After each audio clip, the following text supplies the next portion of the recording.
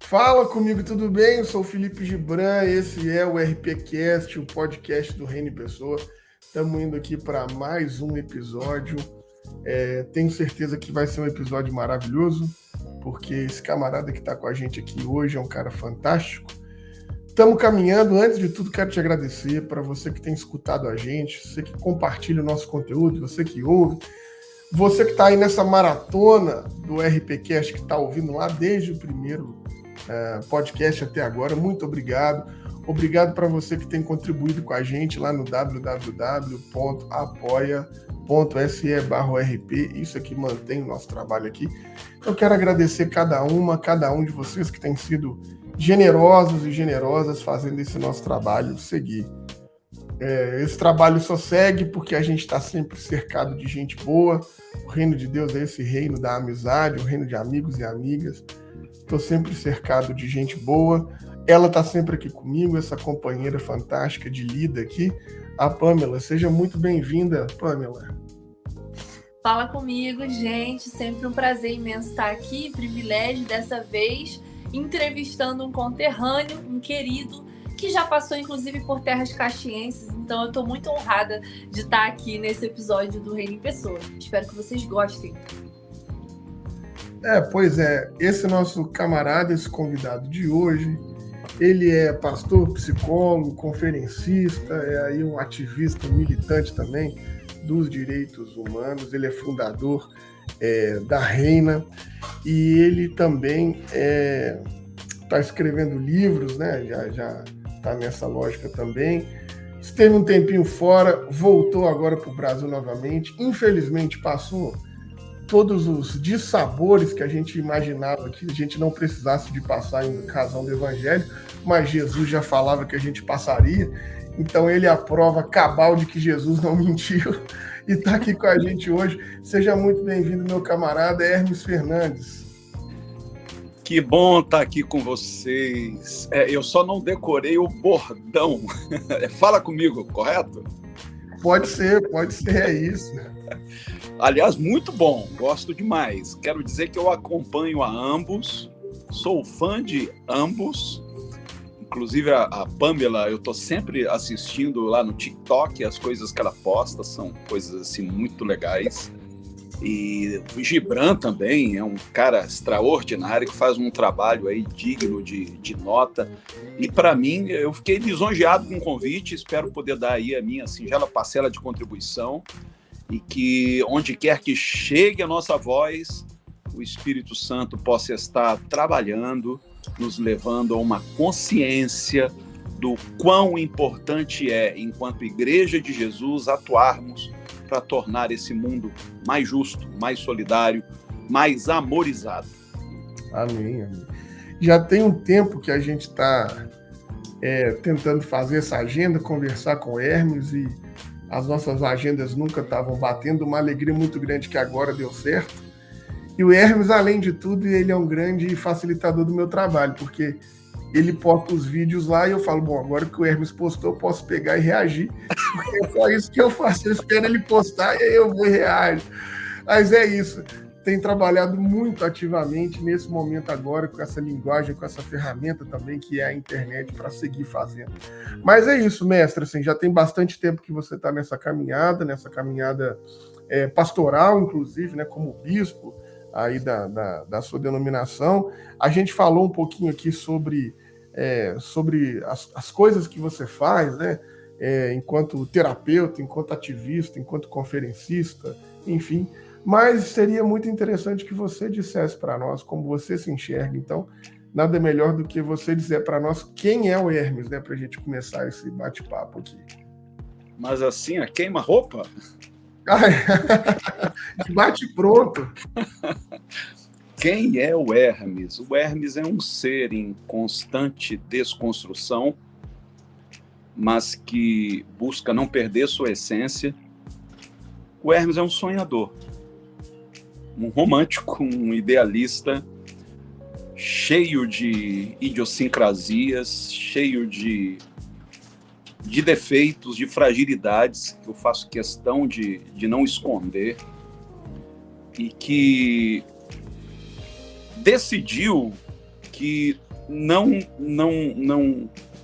viveria em vão, sabe? Eu quero fazer valer a pena. Eu quero que a minha vida esteja a serviço de algo que sobreviva a ela. E é nisso que a gente tem se dedicado desde os 17 anos, quando eu comecei minha atividade pastoral, precocemente. Portanto, lá se vão 36 anos de caminhada pastoral.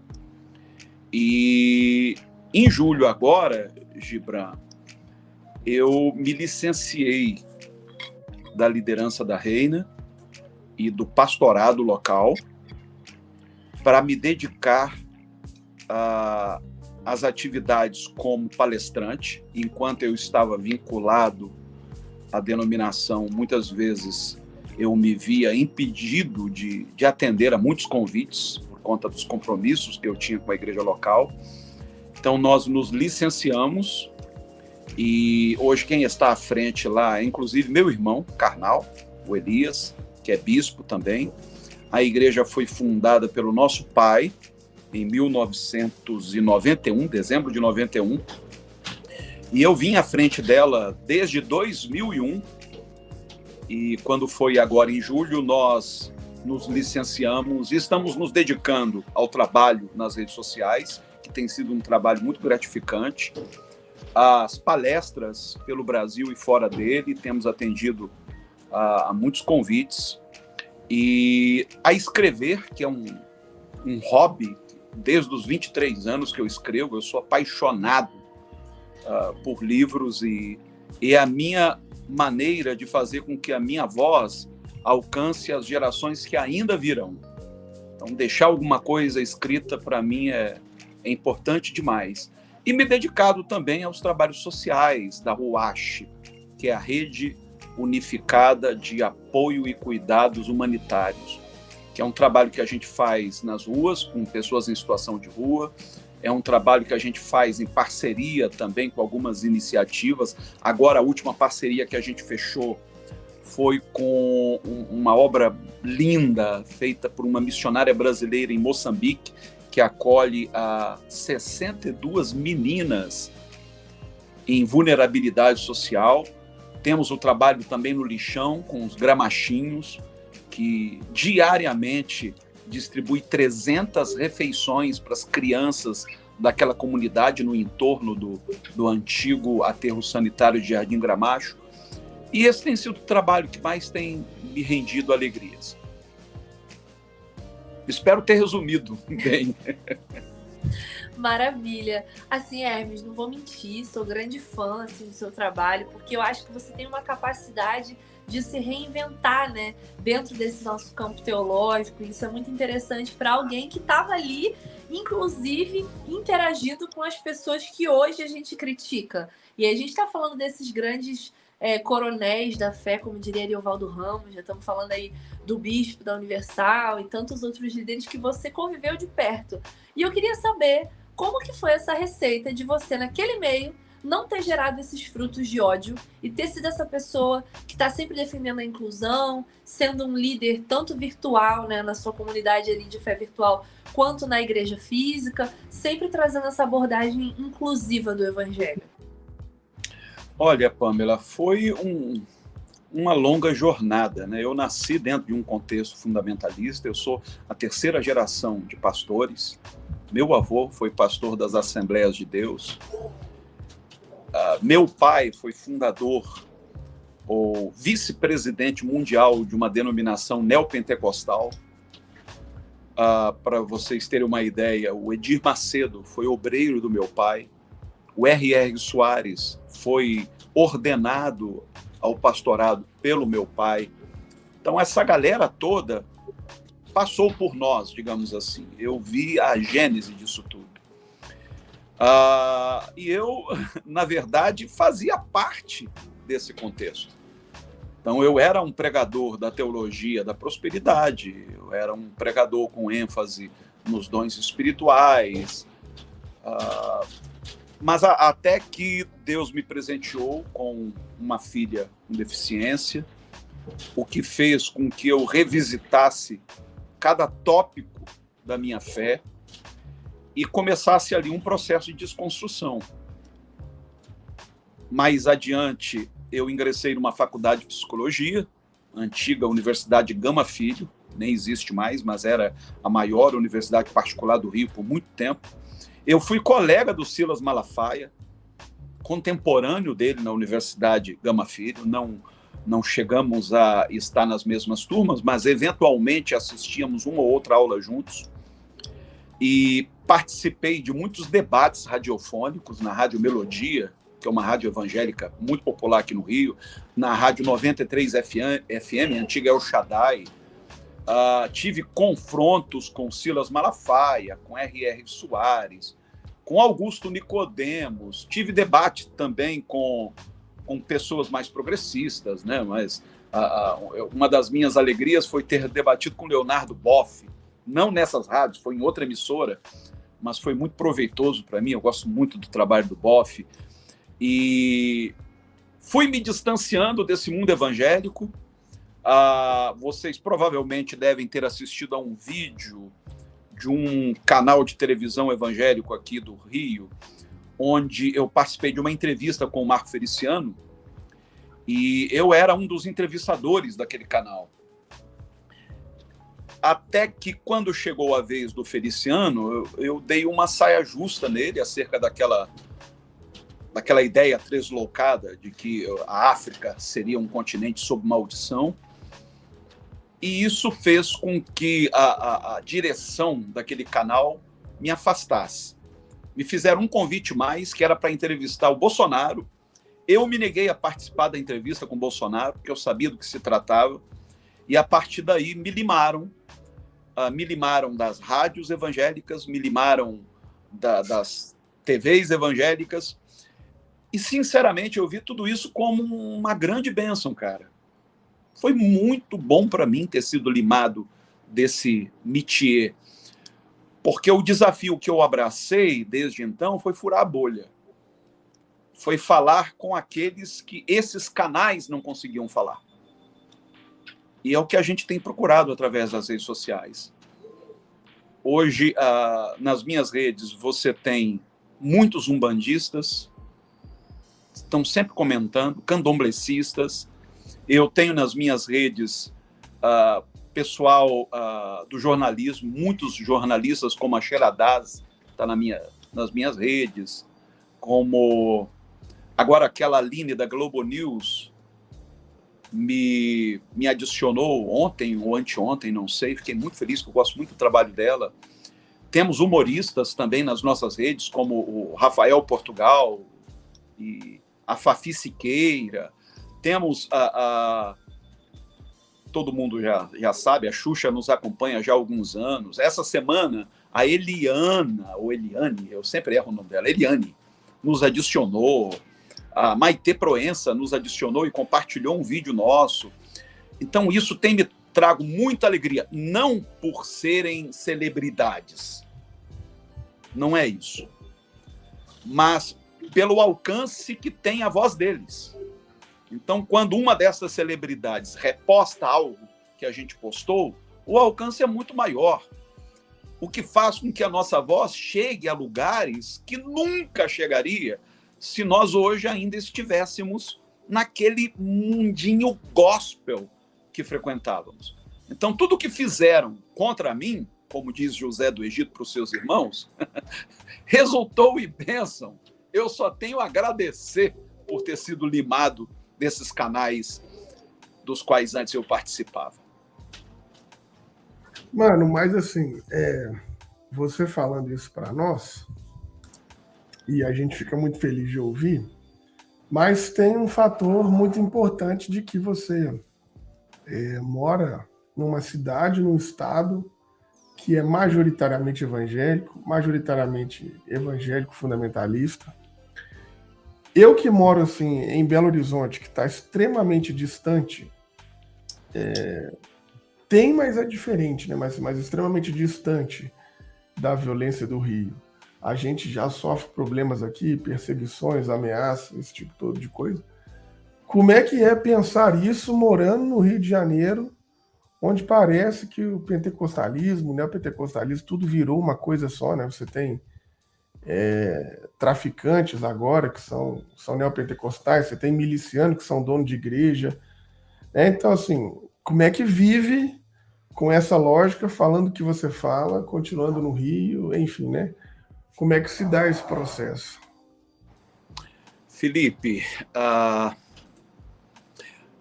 fácil não é. Não é. Eu recebo mensagens de ódio diariamente.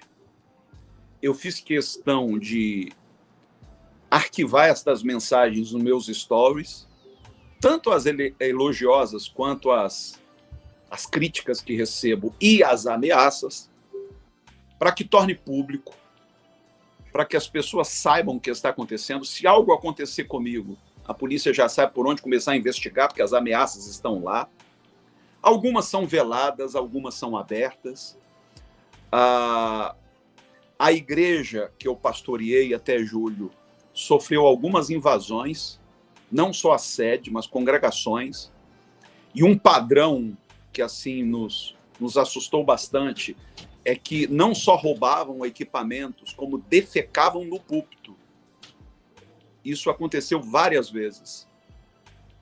Não pode ser uma coincidência. Não pode ser. Eu recebi fechada de carro.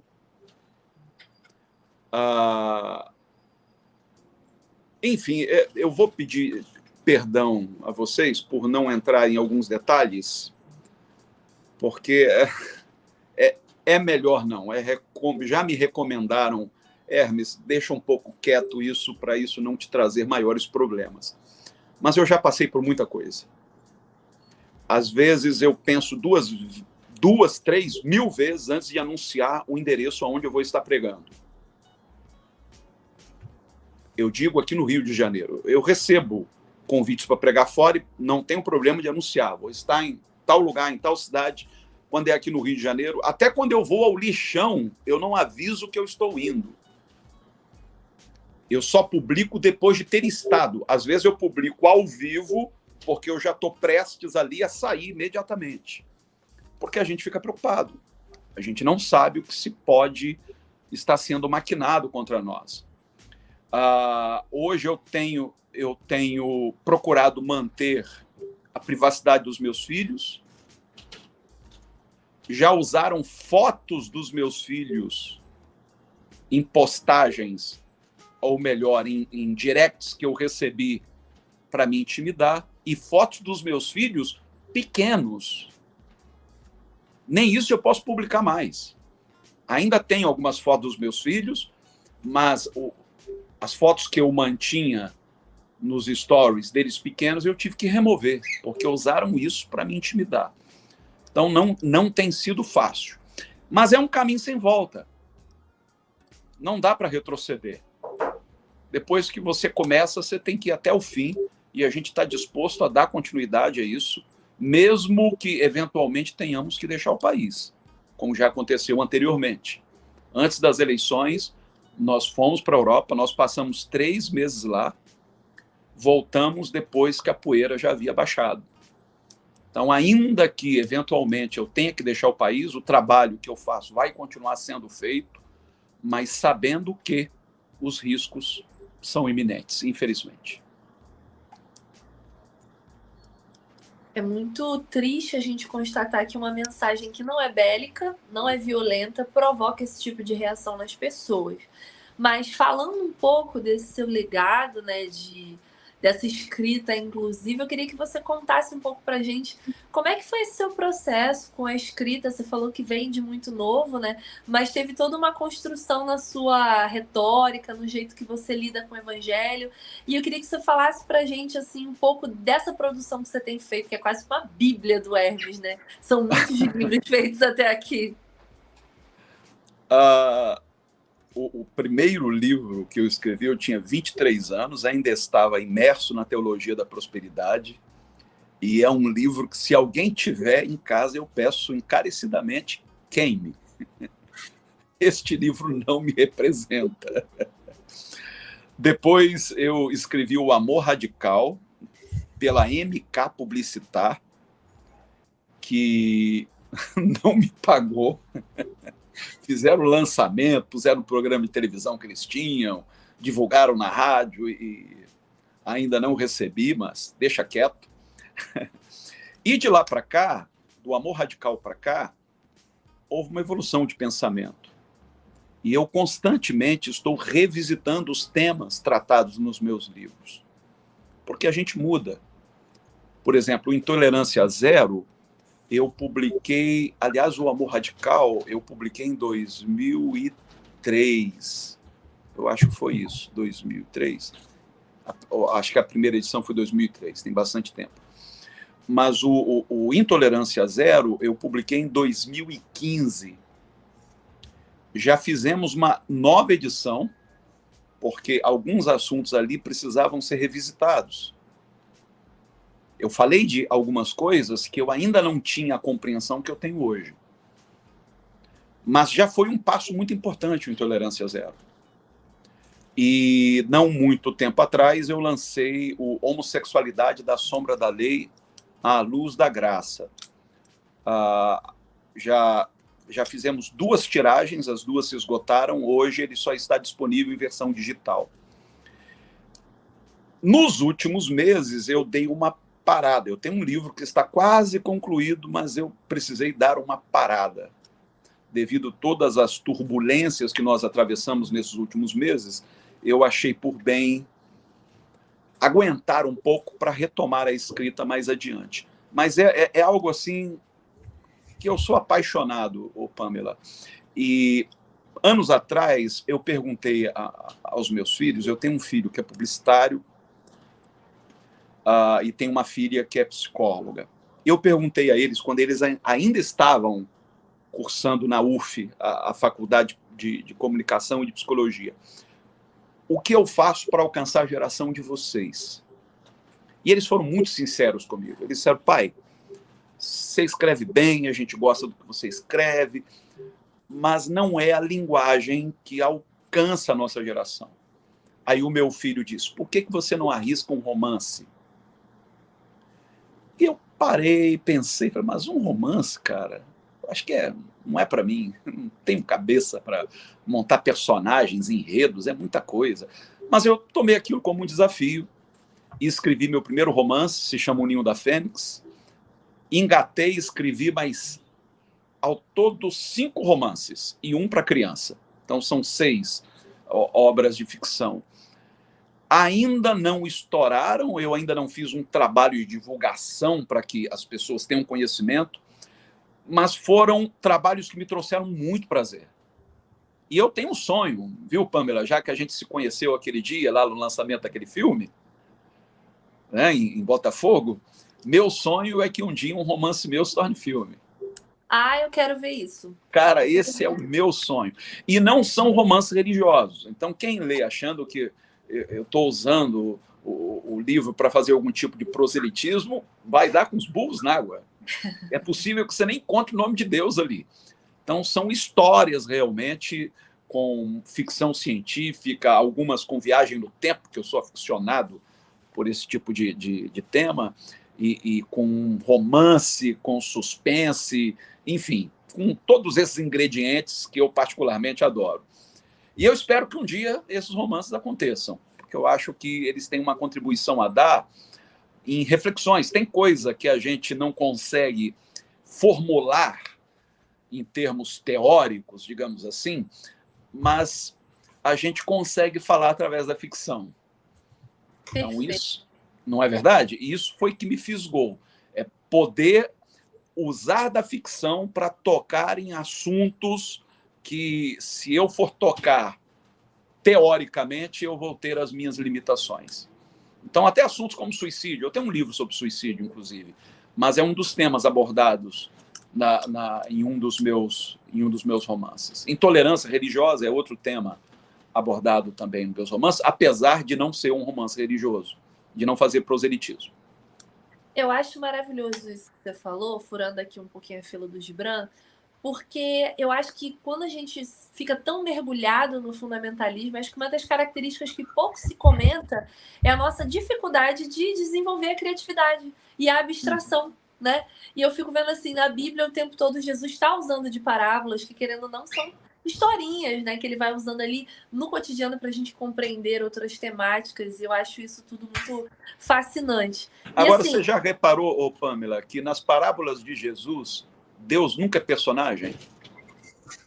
Verdade. As parábolas dele, nenhuma é religiosa. Exato, é a vida, né, acontecendo. É a vida como ela é. Perfeito. E falando na vida como ela é e na dificuldade de abstrair, né, eu agora queria tocar num ponto que eu não sei se você vai achar que é polêmico, se você não quiser, tudo bem, a gente corta, Buba, mete a edição aqui, a gente não fala sobre isso, mas eu preciso comentar sobre o episódio que eu achei que foi muito corajoso da sua parte. A gente se encontrou, acho que primeira vez foi lá no Pastor Guerrilheiro, mas depois a gente se viu também no Jesus Hope. Você estava lá como umas atrações principais. E aí você tem esse jeito muito peculiar de pregar, que para mim é muito afetivo, porque no ambiente progressista a gente acaba tendo muito essa pegada de construção filosófica, teológica, e essa oratória que é tão cara, né, que meio que a gente pentecostal.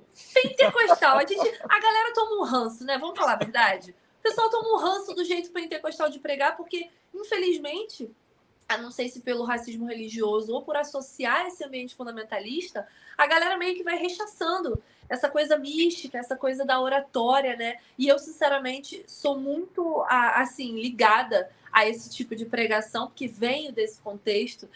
Quando as pessoas começam a pregar de um jeito muito acadêmico, eu começo a abstrair, não presto atenção na pregação. E eu gosto daquela coisa do grito, de toda aquela performance, né, que acontece muito no campo pentecostal. E aí você estava lá no Jesus Hope, no momento assim de efervescência sobre o debate da inclusão, porque a gente estava vivendo no período que o André Valadão fez aquela campanha ridícula e super intolerante, cruel, com a população LGBT, e você teve coragem de denunciá-lo ali na frente de tanta gente, sabia que ia ser gravado. Eu queria que você comentasse um pouco pra gente dessa cena, sei que teve repercussão. Como é que foi isso? Foi uma coisa pensada? Foi a adrenalina do momento? Como é que rolou? Olha, se eu disser que foi uma coisa pensada, eu vou estar mentindo. Foi realmente do momento. Quando as meninas do Jesus Hope me convidaram, fiquei muito contente com o convite. Não imaginava que teria a repercussão que teve. Mas eu acho que tudo cooperou para isso, né? Como você disse, a efervescência do momento contribuiu para aquilo.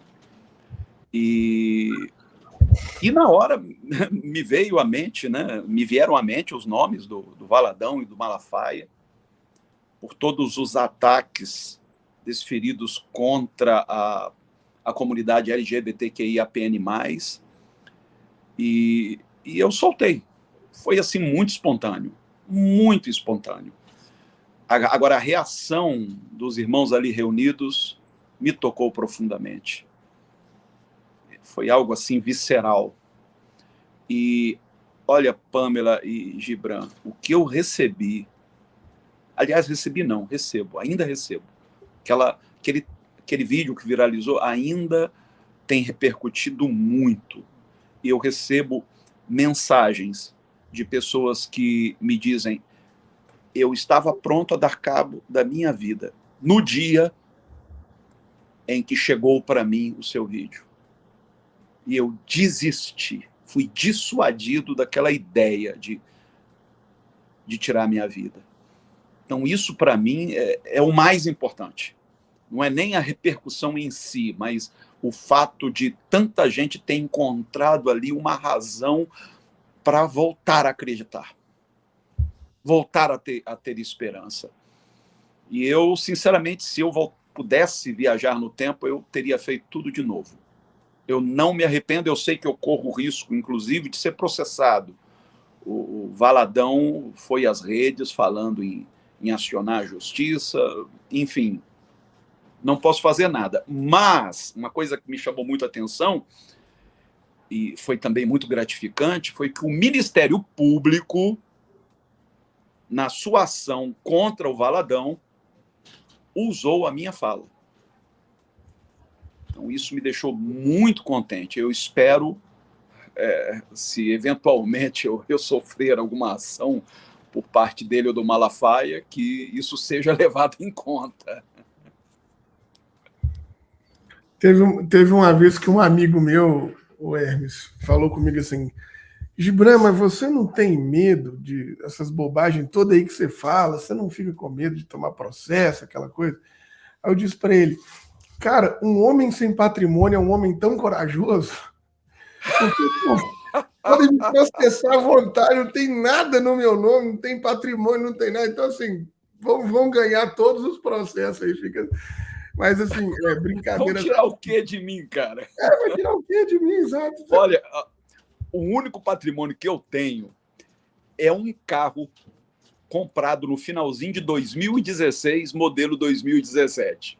É o único patrimônio que eu tenho, pago em 72 prestações. Se quiserem me tirar ele, eu ando de Uber, de boa, não tem problema.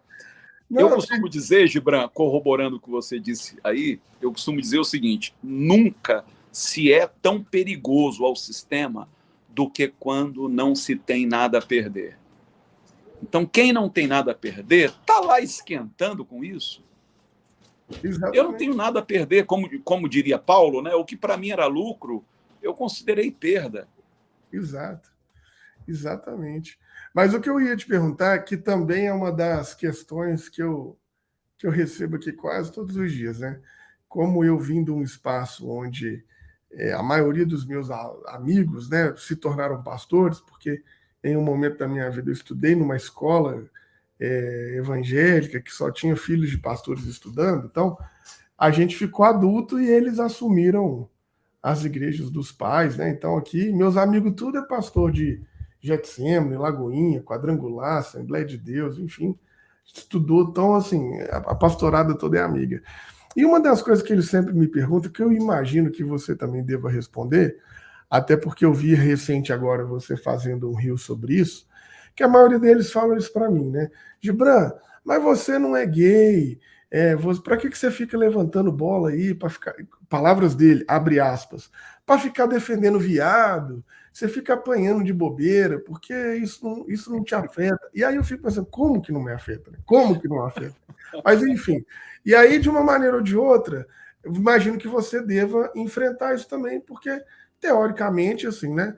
Apesar de eu ser um homem preto, na máxima da sociedade eu sou lido quase como um homem branco. Então, um homem branco, hétero, né, tipo cis, dentro do ambiente evangélico, não é muito incomodado, né?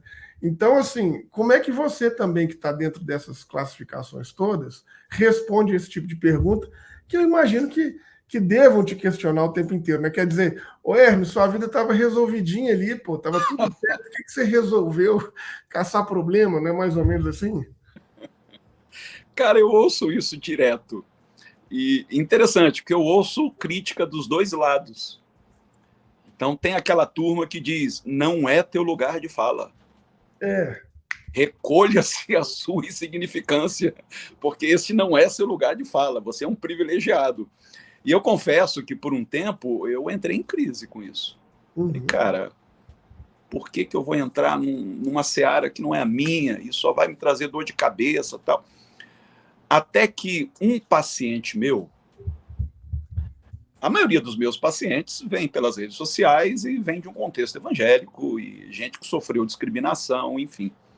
E esse meu paciente me falou algo que me fez pensar muito e reconsiderar essa questão. Eu continuo acreditando no lugar de fala, eu acho muito importante realçar isso, mas ele me disse o seguinte, você sabe por que eu te procurei? Ele é homossexual, que resolveu abraçar a sua sexualidade depois dos 40, depois de ter vivido numa relação hétero por muitos anos. Eu te procurei porque eu vi que você não legisla em causa própria. Foram essas palavras que ele usou. Porque toda vez que eu tinha vontade de procurar uma igreja inclusiva, eu via que o pastor era homossexual e dizia, esse cara está legislando em causa própria.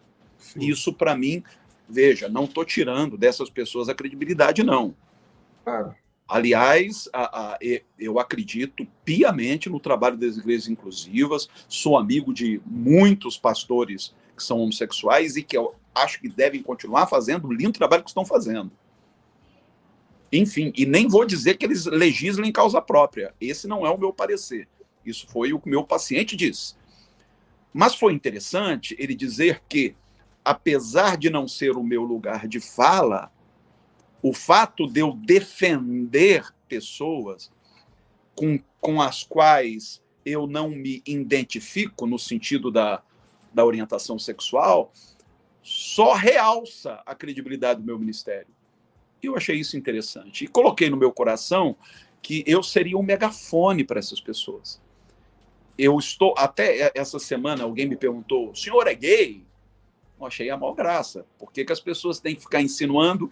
E eu ainda disse, isso não me ofende. Perguntar se eu sou gay, para mim, não tem problema nenhum. E se eu fosse? Isso me desabonaria? Seria algum demérito? Olha que interessante. Jesus foi chamado de Beelzebu, Jesus foi chamado de falso profeta, e eu não sei se vocês já notaram, ele foi chamado de samaritano. Ele se defendeu da acusação de expulsar demônios por Beelzebu, ele se defendeu. Quando ele disse lá, né, um reino dividido não subsiste e tal. Ele se defendeu de algumas acusações, mas em momento algum ele se defendeu da acusação de ser samaritano.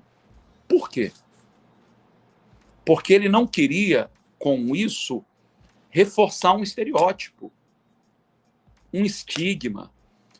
Então, eu prefiro, quando alguém insinua alguma coisa sobre a minha sexualidade, eu prefiro não me defender. Eu só respondi a uma pergunta de maneira direta. Não, não sou, mas e daí? E se eu fosse? Qual o problema?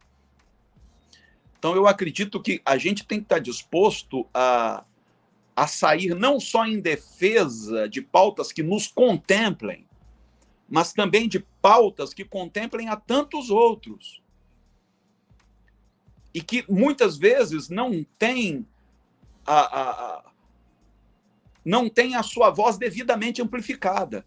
Então, se hoje eu consigo falar com um número relativamente grande de pessoas, eu não vou, de maneira nenhuma, me furtar o direito de aproveitar desta influência para defender pautas que me são tão caras, haja vista que contemplam pessoas dignas de serem acolhidas, amadas e defendidas. Perfeito, assim, eu acho que tudo isso tem uma questão muito geracional também, e eu acho que existe uma validade nesse conceito de lugar de fala, mas eu acho que quando a gente está falando desse discurso, né, de amplificar, de meio que pulverizar essa concepção de teologia inclusiva afirmativa, a gente está falando de propagar ideias, e aí a gente precisa de múltiplas estratégias, né? Então eu sempre levanto essa questão.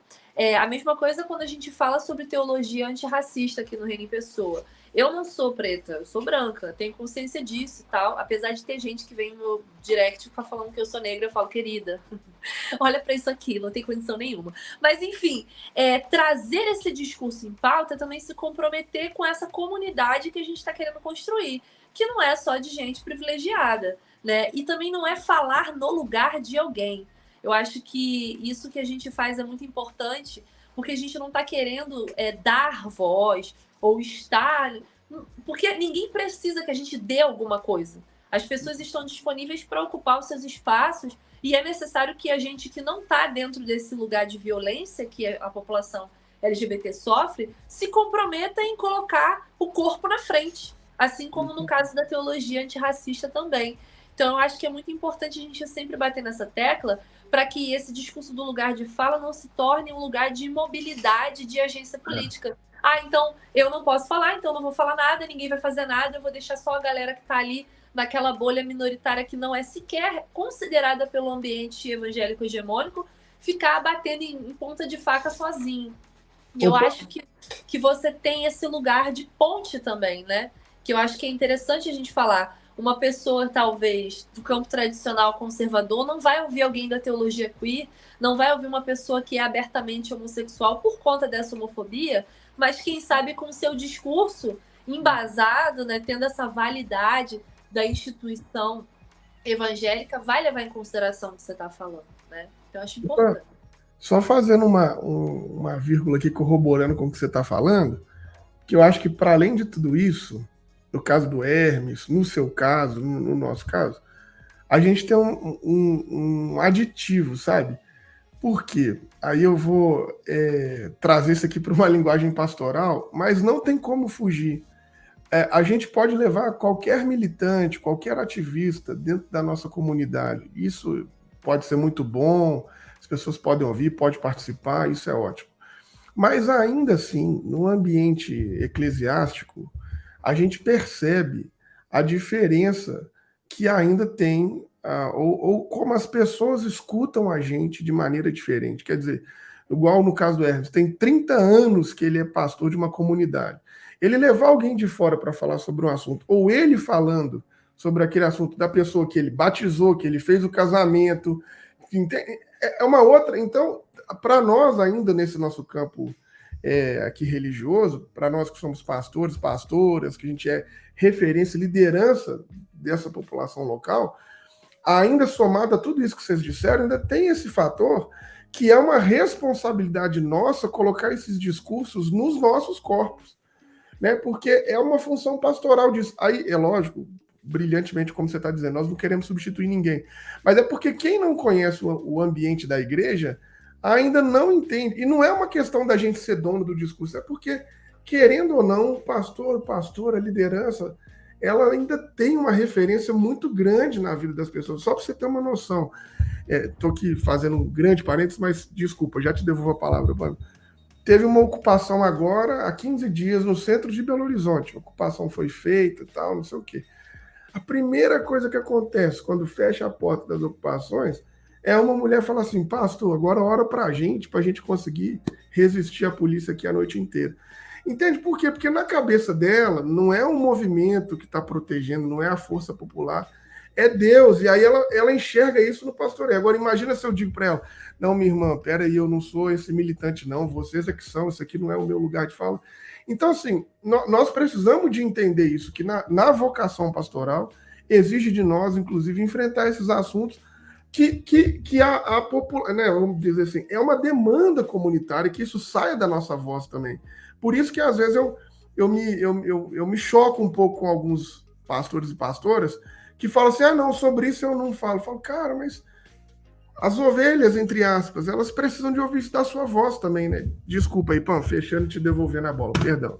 Nada, que isso. Eu acho que esse é um ponto até que a gente tem uma dificuldade, né, de lidar. Porque eu acho também que tem dois extremos aqui que eu queria muito ouvir a sua opinião também, Hermes, porque você é uma pessoa que está envolvida com o movimento social, que é aquela coisa. Existe um trabalho social que a igreja vem desempenhando, seja ela no campo fundamentalista, seja ela no campo progressista. Mas a abordagem desse trabalho é diferente. E eu queria que você, que é um cara que já está lá desde a época que você estava dentro do neopentecostalismo até agora, que você já não se identifica mais com esse discurso, como que é realizar essa ação social sem parecer esse salvador cristão que está acima das pessoas que têm necessidade, ou sem parecer esse cara iluminado, militante, político que está trazendo uma consciência política para a galera. Você que está aí no Jardim Gramacho, que é uma área que eu já trabalhei também como professora, sei bem como é que é aquela realidade. Vlad, grande abraço, querido, da Redenção Baixada, que também está lá representando. Enfim, como que a gente faz isso de uma maneira justa, equilibrada, coerente com essa proposta teológica de Cristo, que não é estar acima de ninguém, nem ser mais iluminado que ninguém? Muito boa pergunta. Eu só vou, assim, vou tentar resumir ao máximo, porque infelizmente eu vou precisar deixar o podcast devido à minha agenda aqui de atendimento. Vocês me perdoem. O tempo passou rápido, mas eu nem vi. Também não, estava aqui, nossa. Mas eu vou tentar resumir. A primeira vez que eu pisei no lixão do Jardim Gramacho, eu fui na companhia da Stephanie, filha do Bebeto, jogador da seleção brasileira. E eu fiquei assim muito admirado de ver como ela, que à época era uma modelo internacional requisitada, entrava nos barracos, trocava as ataduras, das pessoas que estavam, algumas com feridas expostas, e as pessoas pareciam desconhecer quem ela era. Ela era apenas um ser humano que estava ali socorrendo, acolhendo.